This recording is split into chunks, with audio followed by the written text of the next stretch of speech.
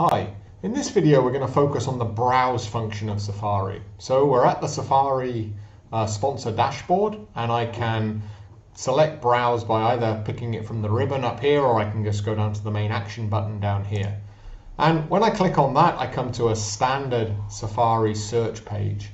And what I can do on here is I can filter what I'm actually looking for by gross depositional environment, basin type, the data source and the climate on this side, and I'll come up with a list of outcrops and studies that satisfy those criteria over here on the right.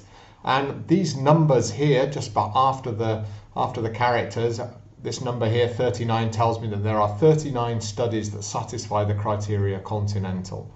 So if I select continental, and then perhaps I decide I'm interested in Aeolian systems, so I select ERG, the list of outcrops now is reduced to 3.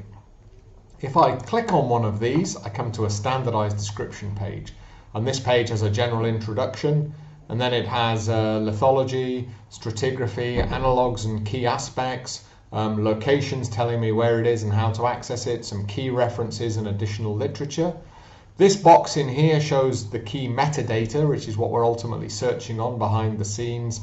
And if there are any studies within Safari that have been done on these outcrops, then you'll be able to download the full thesis, whether it's a PhD or a master's or publications from a project. You'll be able to download those here.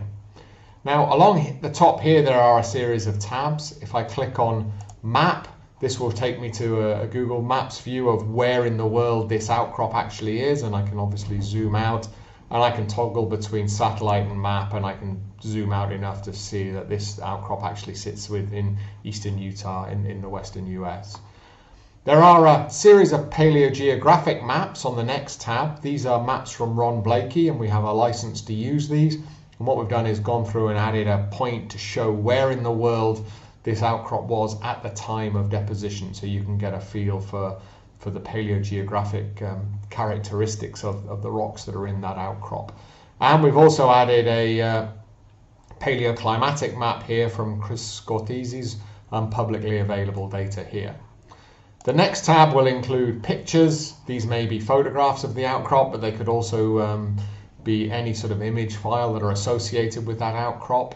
There are a tab here for sedimentary logs showing a typical succession through the outcrop.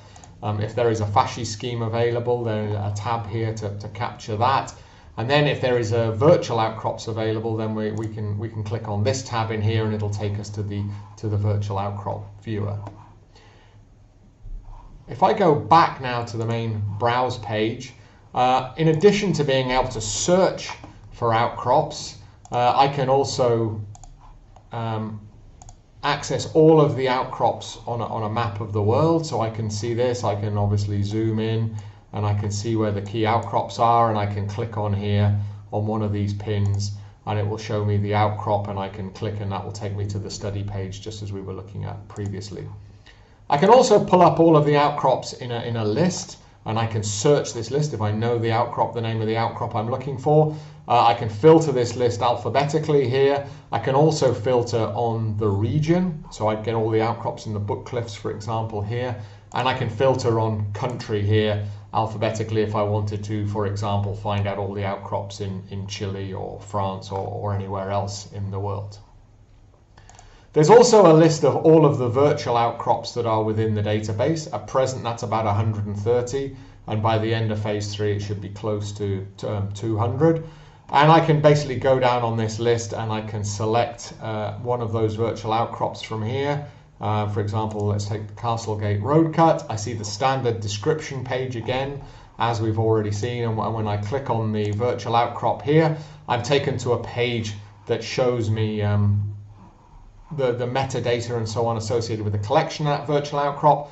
And then if I click on here, this takes me into the new virtual outcrop viewer. So the virtual outcrop we're looking at here is a small road cut from Utah. It's a classic example of shallow marine coastal plain deposits sitting in here. You can see dominant prevalent coal seams running through it. I can see small fluvial channels with mud plugs and lateral accretion, and I can see a series of overbank deposits. That has just been set against a satellite photograph just to give it a little bit of regional context.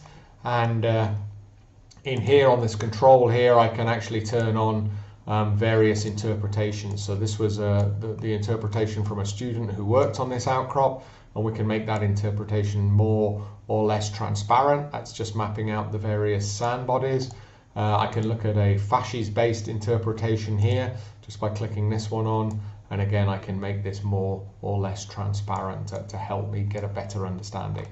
And the idea of these virtual outcrops is that you can go on a little mini field trip from your desktop if you want to understand, for example, what the geometry of small channels in the coastal plain might be, or how laterally extensive coal seams might be, or what the relationship between different fasces would be away from your borehole.